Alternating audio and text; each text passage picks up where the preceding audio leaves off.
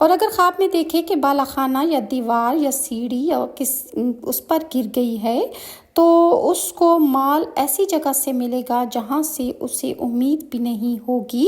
اور اس کا حال خوش و خرم اور شاداں ہو جائے گا۔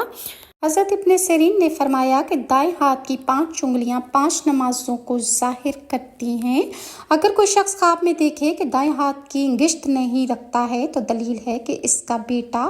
یا بھائی مر جائے گا، اور بعض کہتے ہیں کہ اس کے بھتیجے پر کوئی مشکل آن پڑے گی۔ حضرت کرمانی فرماتے ہیں کہ کوئی شخص خواب میں دیکھے کہ ہاتھ کی انگلیاں آپس میں ملی ہوئی نہیں ہے تو تنگ دستی کی دلیل ہے، اور اگر آپس میں جڑی ہوئی ہیں تو دلیل ہے کہ اس کے بھائیوں اور بیٹوں کا کام درست ہوگا، اور اگر انگلیوں کو دیوانوں کی طرح بند کیا ہوا ہے تو یہ تعبیر ہے کہ اس کے اور اس کے اہل خانہ کا کام بہترین ہو